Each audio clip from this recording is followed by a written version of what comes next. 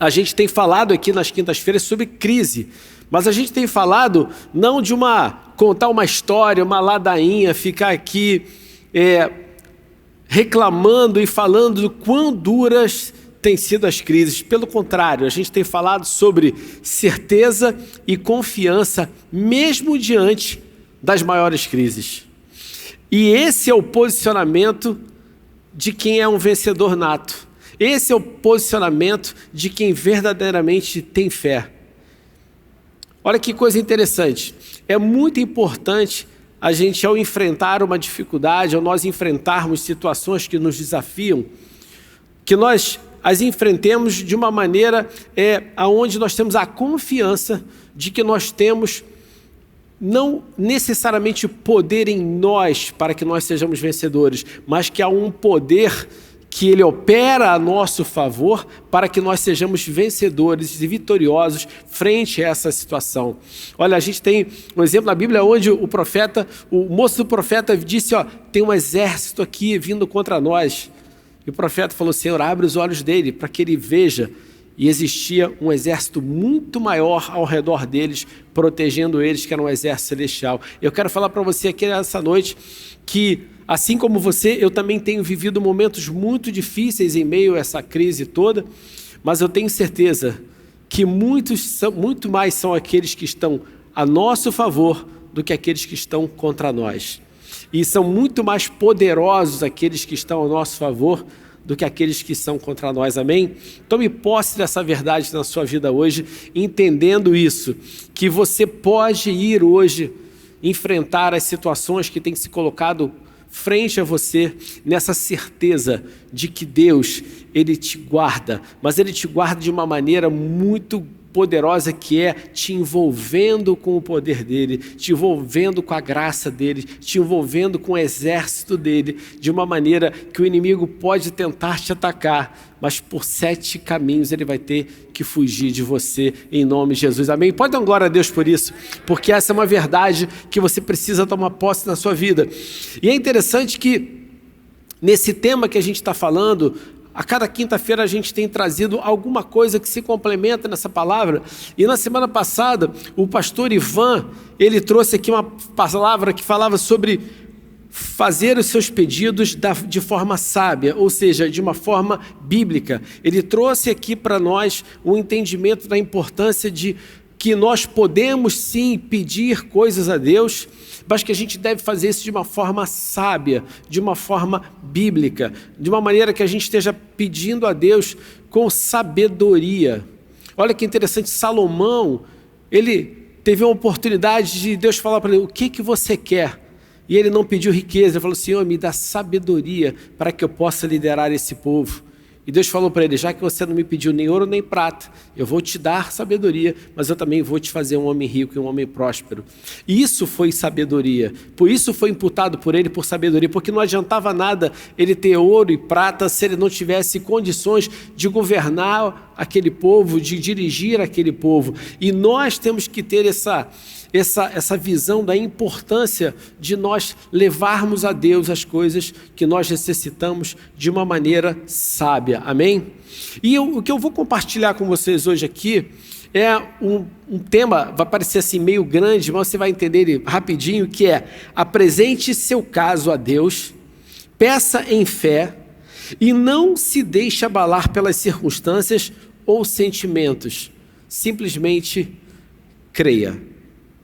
Creia.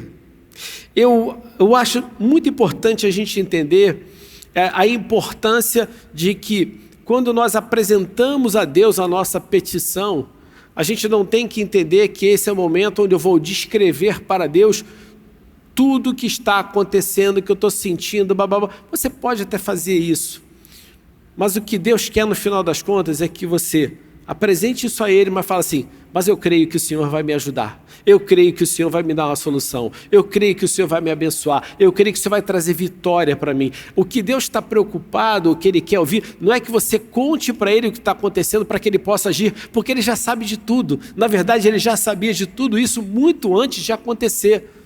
O que Ele quer saber agora é o quanto você efetivamente confia que Ele realmente vai mudar aquela situação para vocês. Bem, há algum tempo atrás eu ministrei aqui uma palavra que o tema era trate com quem resolve. Quem estava aqui quando eu falei sobre essa palavra? Lembra disso? Que eu falei o seguinte: problema você trata com quem resolve, senão é fofoca. E eu quero falar para você o seguinte: Deus não quer que você faça fofoca para Ele a respeito do problema que está acontecendo. Ele quer que quando você vá contar para Ele, signifique que você está compartilhando, não para informar, mas para que Ele se associe a você na solução daquela situação. Uma coisa é quando eu vou contar para alguém um problema porque eu simplesmente quero que ela saiba. E outra coisa é quando eu conto com o objetivo de que ela se associe a mim para que aquele problema seja resolvido, ok? E é interessante que esse aspecto, quando Davi falava assim, o Senhor é meu pastor, nada me faltará. Depois tem um estudo sobre isso que mostra claramente que ele estava falando que Deus estava se associando a ele naquele processo todo que ele estava vivendo.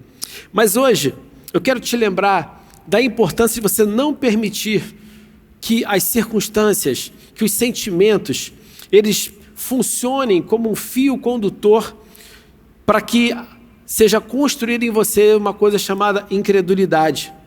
Cara, não caia nessa armadilha, mantenha-se na fé. O grande problema da incredulidade, o grande problema muitas vezes de você lidar com certos problemas é você começar a gerar em você a incredulidade. E a incredulidade muitas vezes ela é fruto, sabe de quê? Da falta de uma coisa muito importante, da perseverança, associada a uma outra coisa mais importante ainda, a paciência. A fé, ela está muito conectada nesse aspecto de você ser perseverante e ser paciente. Entenda que Deus ele não é obrigado a fazer com que aquilo que você necessita aconteça exatamente no tempo que você quer. Você tem o nosso tempos, que é o nosso cronos, e você tem o kairos de Deus. Necessariamente o seu cronos não está associado ao kairos de Deus. Às vezes você precisa de alguma coisa olhando pela sua ótica, mas Deus entende que há ainda um processo que você precisa passar, que você precisa viver, para que você às vezes tenha maturidade para lidar com a bênção que Deus tem preparado para você. Muito mais do que te dar a bênção, Deus quer que você cresça com aquela bênção. Ele quer que você esteja preparado para receber aquela bênção. Faz sentido isso para vocês? Entendam isso. E essa maturidade que vem dessa perseverança, de se manter confiando, se manter ali esperando pacientemente nesse processo que Deus está desenvolvendo na sua vida, é que vai trazer crescimento, vai trazer esse crescimento na sua fé, maturidade, fé, uma fé madura, uma fé que ela não é inconstante. E é isso que você tem que fazer hoje para estar combatendo a incredulidade. E eu quero trazer para vocês aqui uma passagem bíblica muito interessante, que ela veio à minha cabeça, fruto de uma história.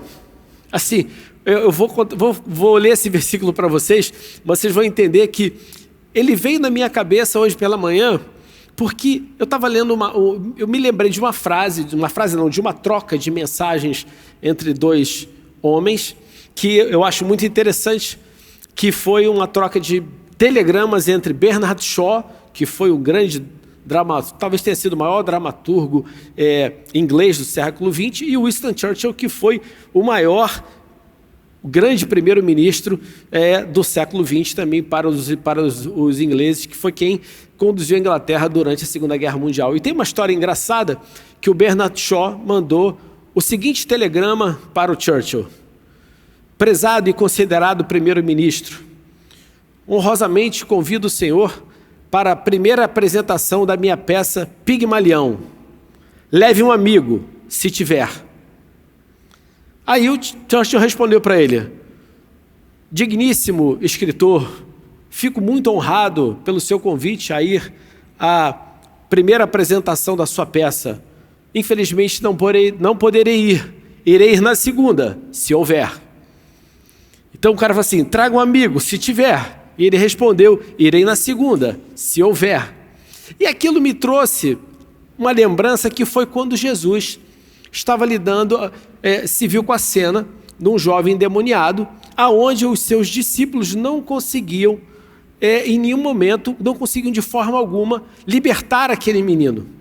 Chegou um momento que o pai desse menino, está em Marcos 9, 20, da segunda parte do verso 22 até 24, que o pai fala o seguinte: tenha misericórdia de nós e ajude-nos, se puder. É interessante que tem a vírgulazinha, tenha misericórdia de nós e ajude-nos, se puder. E Jesus responde para ele, se puder? Essa foi a pergunta. Jesus assim, se puder, perguntou Jesus, tudo é possível para aquele que crê. No mesmo instante, o pai respondeu, eu creio, mas ajuda-me a superar a minha incredulidade. Olha que interessante que essa afirmação de Jesus, ela é interessante, ela é definitiva. Sabe o que é uma afirmação definitiva? É que a única condicionante que Jesus colocou ali para que algo acontecesse foi crer. Olha que interessante. Jesus falou assim, ó, tudo é possível ao que crê. Mas é interessante que esse homem, ele jogou esse questionamento, assim como o outro questionou, traga um amigo, se tiver. Jesus falou o seguinte, se tiver poder, é claro que Jesus tinha poder para curar ele. É claro. Agora, só que esse homem, ele teve a coragem de falar, Senhor, eu creio, mas ajuda-me a superar a minha incredulidade. O que ele estava dizendo? A circunstância que ele vivia era tão difícil ao longo da vida dele, que aquele menino passava por aquela situação desde criança, que constantemente ele via a fé dele abalada por não conseguir encontrar uma situação que solucionasse o problema do filho dele. E muitas vezes o que acontece conosco é isso, nós cremos, mas a gente às vezes permite que nós permitimos que as circunstâncias, que tudo aquilo que tem muitas vezes tentado nos espremer, nos abalar, acabe funcionando para a gente como se fosse um abafador que impede a nossa visão, um outro abafador que tampa os nossos ouvidos, que acaba tirando os nossos sentidos de enxergar as coisas através de uma ótica da fé, da ótica da esperança de que Deus pode ajudar a gente. Isso faz sentido para vocês, gente? Por isso que é tão importante esse processo da gente estar resistindo a esses momentos de dificuldade, para que a gente se mantenha, para que nós nos mantenhamos firmes mediante aquilo que Deus tem prometido para nós. E é interessante que em Mateus 21, de 21 a 22, Jesus começa a nos ensinar algo muito poderoso para que a gente lide com isso. Ele fala o seguinte, eu lhes digo a verdade, se vocês tiverem fé e não duvidarem, poderão fazer o mesmo que fiz com essa figueira e muito mais. Poderão até dizer a este monte, levante-se e atire-se no mar. E isso acontecerá. Se crerem, receberão qualquer coisa que pedirem em oração. A minha pergunta para você hoje é, qual é a montanha que tem se colocado na sua frente, que você precisa se encher de fé, orar e declarar para que ela saia da sua frente e se jogue no mar? Qual é a montanha? Qual é a barreira que tem se colocado na sua frente, que se apresenta para você como intransponível e que você precisa tomar posse do que Jesus falou aqui, tomar posse do que Ele está dizendo aqui para você e receber aquilo que você está pedindo a Deus em oração? Isso aqui mostra o seguinte, muitas vezes nós já pedimos a Deus em oração alguma coisa, mas que para aquela oração seja atendida, é necessário que você ordene alguma montanha, que ela saia do caminho, para que a sua bênção chegue a você, para que a sua oração seja atendida. Vocês estão entendendo o que eu estou falando? Às vezes você tem ali, olha o exemplo de Daniel, na hora que Daniel orou, Deus imediatamente liberou a resposta a Daniel, mas houve uma resistência ali de 21 dias para que aquela resposta fosse entregue.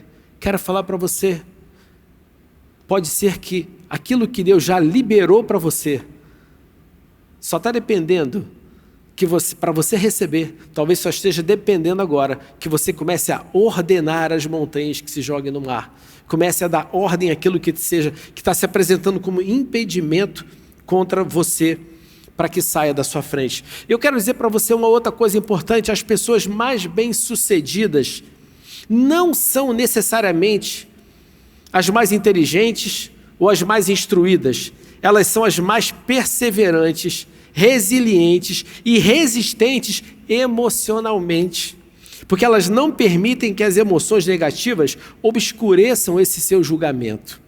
Vocês estão entendendo o que eu quero dizer? O problema é que às vezes uma situação negativa, ela faz com que você fique tão cego que você começa a pensar que Deus esqueceu de você, de que Deus não está te ouvindo, de que Deus é contra você, e vocês, ao invés de entender, sua capacidade de julgamento fica tão abalada que você não consegue identificar quem é verdadeiramente o seu inimigo, contra quem que você está lutando.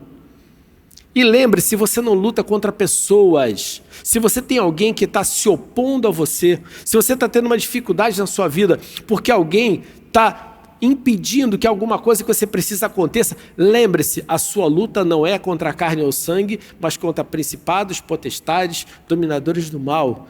E você combate isso com a sua fé, com a sua boca, declarando. Então, pare de brigar com as pessoas e comece a lutar contra aquilo que está influenciando as pessoas para resistirem a você. Isso é um posicionamento que você precisa ter com relação à sua fé. Olha só, Tiago 1, 5, 8 nos traz um ensinamento muito importante que fala que se algum de vocês precisar de sabedoria, peça ao nosso Deus generoso e receberá. Ele não os repreenderá por pedirem, mas quando pedirem, façam-no com fé, sem vacilar, pois aquele que duvida é como a onda do mar, empurrada e agitada pelo vento. Ele não deve esperar receber coisa alguma do Senhor, pois tem a mente dividida e é instável em tudo que faz. Olha só, a onda do mar, vocês já perceberam quando você está na beira da praia, que a onda ela joga e puxa? Joga e puxa. Você às vezes vê uma coisa que vai na areia, volta para o mar. Vai na areia, volta para o mar. A gente tem que vencer essa arrebentação, gente. E tudo isso que a gente está falando aqui tem a ver com sabedoria divina. Fala assim, Senhor, me dá sabedoria para saber lidar com as coisas que eu tenho vivido, não segundo o meu entendimento, não segundo a minha inteligência, não segundo a minha capacidade pessoal, mas eu preciso receber uma sabedoria do Senhor para que eu consiga identificar o que está acontecendo e agir de uma maneira correta, para que eu consiga ser firme e forte para lidar com aquilo que tem se colocado na minha frente. Peça a Deus e Ele não vai ter nenhum problema em entregar isso para você. Quando a gente fala de oração, a gente vai entender que a Bíblia fala de diferentes tipos de oração. Existem vários tipos de oração. Ela fala de oração que a gente pode estar orando para agradecer uma bênção recebida. Podemos orar para termos uma oração de louvor e adoração. A gente pode orar para se oferecer em consagração. A gente pode interceder por alguém, por alguma situação. Mas a verdade é que a oração que a gente mais vê acontecer, a mais comum, é a chamada oração de petição, que é a oração da fé. É onde você está ali, fala assim, Senhor, me ajuda. Pai, me ajuda. Pai, eu preciso de você. Eu vou te falar uma coisa, e é absolutamente lícito você pedir a Deus para que Ele supra todas as nossas necessidades, para que Ele realize os seus sonhos, para que Ele realize os nossos sonhos. Na verdade, Jesus ele nos encorajou a fazer esse tipo de oração. Olha o que ele fala para a gente aqui em Marcos 7, de 7 a 11. Peçam e receberão. Procurem e encontrarão. Batam e a porta será aberta. Pois todos que pedem recebem, todos que procuram encontram, e para todos que batem, a porta é aberta. Respondam, se seu filho lhe pedir pão, você lhe dará uma pedra? Ou, se pedir um peixe, você lhe dará uma cobra?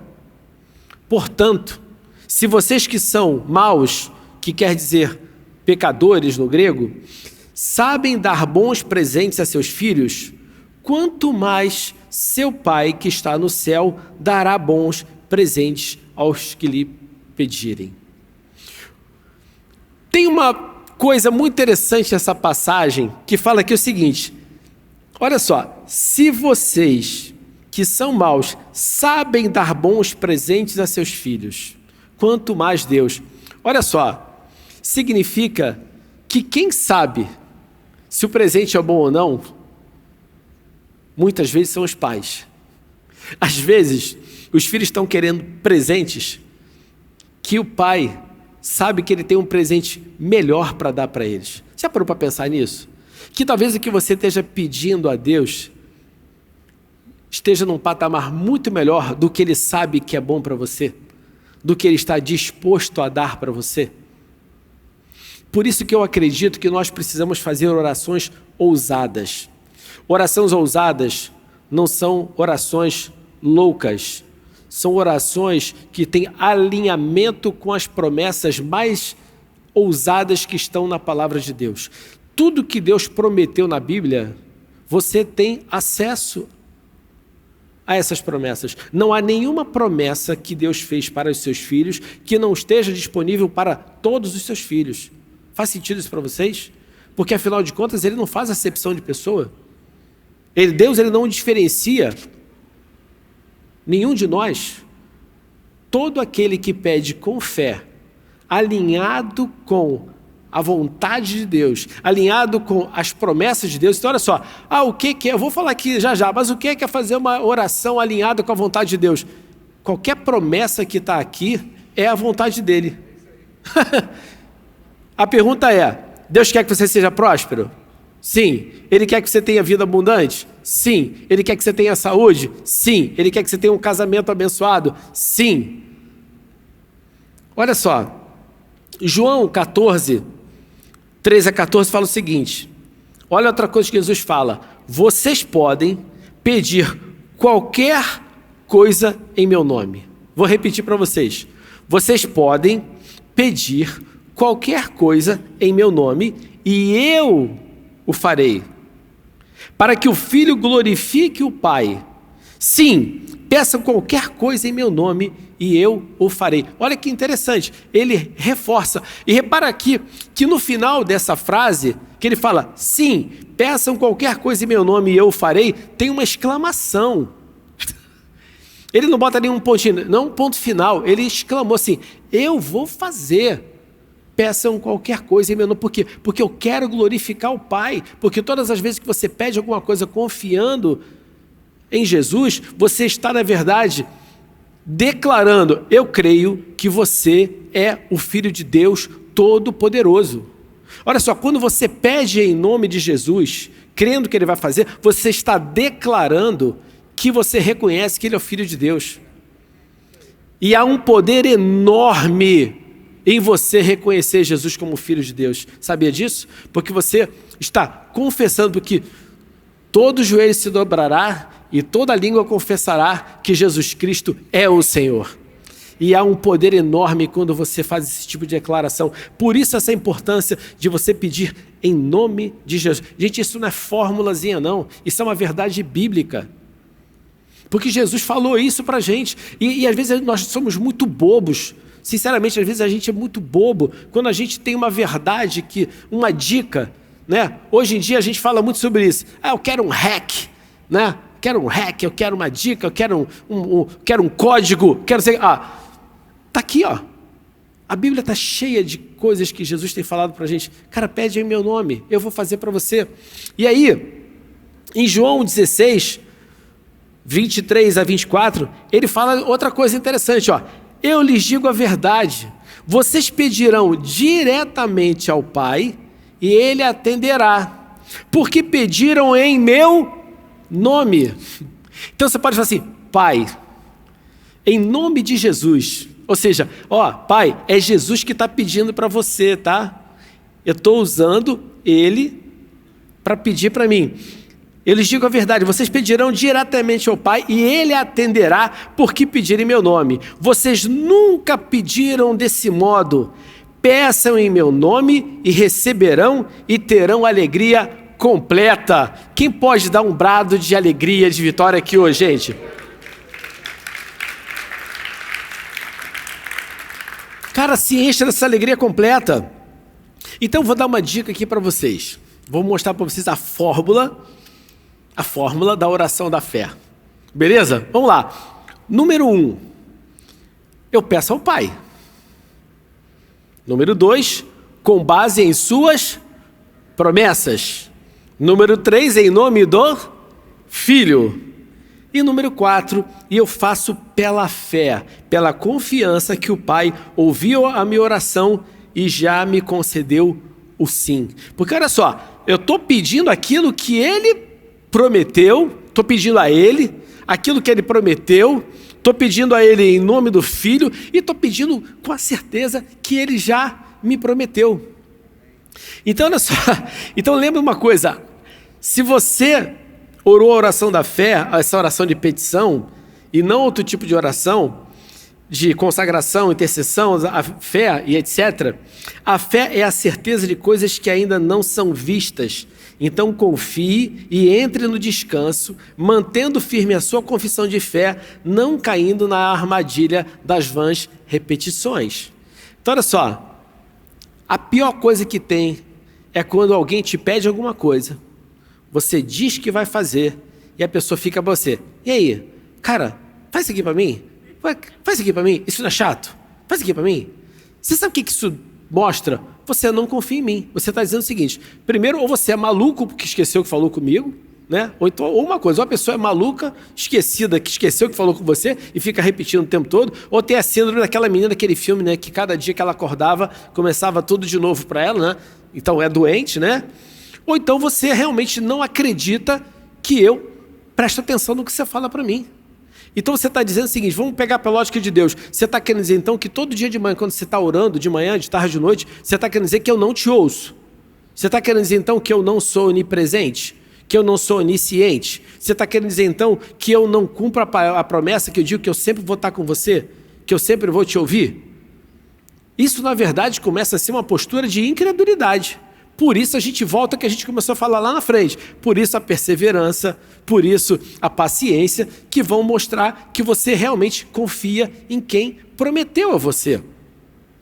E esse é o problema, aí você entra nas vãs repetições. Só que o que a gente tem que entender é o seguinte, quando a gente ora, você precisa começar a tomar aquilo que foi o primeiro ponto que eu falei, a atitude do vencedor.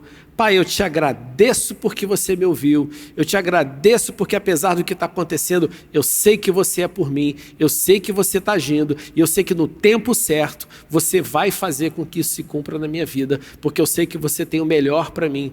Pode até ser que aquilo que eu tenho orado ao Senhor não seja a tua vontade, mas que seja então feita a tua vontade aqui na terra como no céu, que aquilo que você planejou para mim no céu se torne realidade aqui na terra, porque talvez o que eu esteja vendo na minha frente seja muito pequeno frente àquilo que você tem preparado para mim. E eu me coloco aqui em posição hoje para o Senhor, para receber o teu melhor, para viver o teu melhor, em nome de Jesus. Amém? Então olha só, gente, isso é um posicionamento. 2 Coríntios 1:20 nos ensina o seguinte, pois todas as promessas de Deus se cumpriram em Cristo com alto e claro sim. E por meio de Cristo confirmamos isso, de modo que o nosso amém se eleva a Deus para a sua glória. Uau! Todas as vezes que você faz isso aqui, você está falando o seguinte, eu creio que tudo aquilo que Jesus, que todas as promessas de Deus, que elas se cumpriram em Jesus, e que Deus disse sim, está consumado. Sim, tudo aquilo que meu filho disser, que ele me pedir, vai acontecer.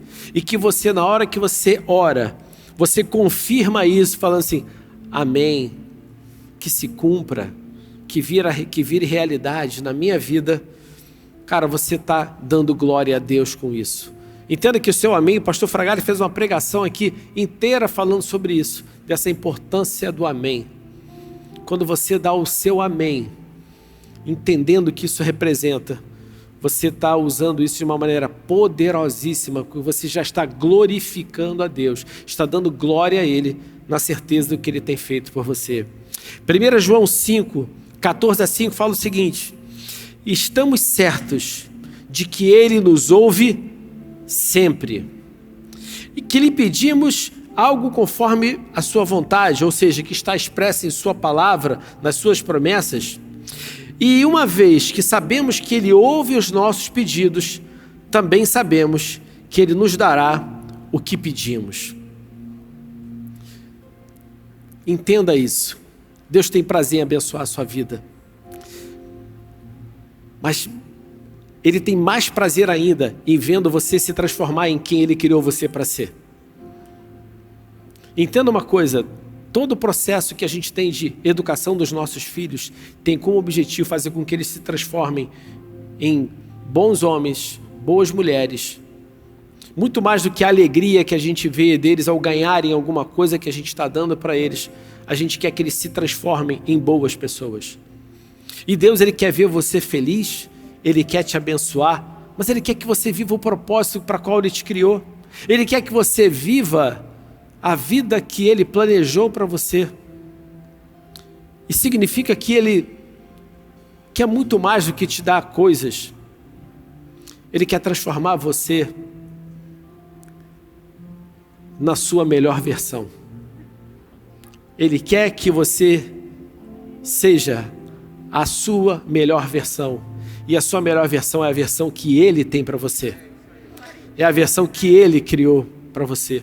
Não a versão que as circunstâncias têm levado você a se transformar, não a versão que a sociedade quer que você seja, mas a melhor versão que Ele tem para você é a versão que Ele te criou para ser. Então eu quero te dizer nessa noite, entenda que talvez as dificuldades que você tem passado, as circunstâncias que você tem vivido, são exatamente o processo que você está vivendo para ser essa pessoa que Deus te chamou para ser. Eu quero falar uma coisa para vocês aqui da minha vida. Todos os momentos de tribulação que eu tenho passado, que eu tenho vivido, têm me transformado numa pessoa muito melhor. Principalmente por uma coisa importante chamada empatia. É muito fácil você falar sobre vida abundante para as pessoas quando a sua conta bancária está cheia. É muito fácil, quando está tudo bem. O importante é quando você realmente acredita em vida abundante, quando você tem contas a pagar, quando você tem desafios a vencer, porque você acredita na vida abundante, porque Deus prometeu ela para você, porque é uma promessa e que Ele é fiel para cumprir na sua vida. E é interessante que isso é que vai te moldando, isso vai forjando o seu caráter. Porque Deus, Ele se importa com o seu caráter. Eu quero te incentivar a que você, hoje, ainda essa semana, você comece a tomar um posicionamento na sua vida, fazendo orações ousadas, orações de fé, orações que estão completamente embasadas naquilo que são as promessas e que é a palavra de Deus para a sua vida. E que você comece a adotar agora uma atitude de louvor e adoração a respeito daquilo que você tem pedido a Deus. Um ponto que eu não me preparei para falar hoje aqui, mas eu quero dizer: se você é batizado com o Espírito Santo, ore em línguas. Ore em línguas. Porque a oração em línguas é a oração perfeita, porque essa é a oração que o seu espírito fala com o Espírito de Deus, coisas que somente o Espírito sabe, diretamente ao Pai, e você vai começar a ter revelações na sua vida, que vão começar a trazer para você entendimento e fortalecimento para lidar com aquilo que você não está conseguindo entender no seu natural. Eu quero, não sei se isso é para alguém aqui nessa noite, eu quero falar uma coisa para você. Comece a dedicar tempo para orar em línguas, para que você possa começar a ouvir Deus falar com você. Se desconecte do seu problema, se desconecte do seu mundo, conecte-se diretamente com o Pai no céu e você vai ver Deus falar coisas poderosas para você. Amém? Vamos ficar de pé, gente?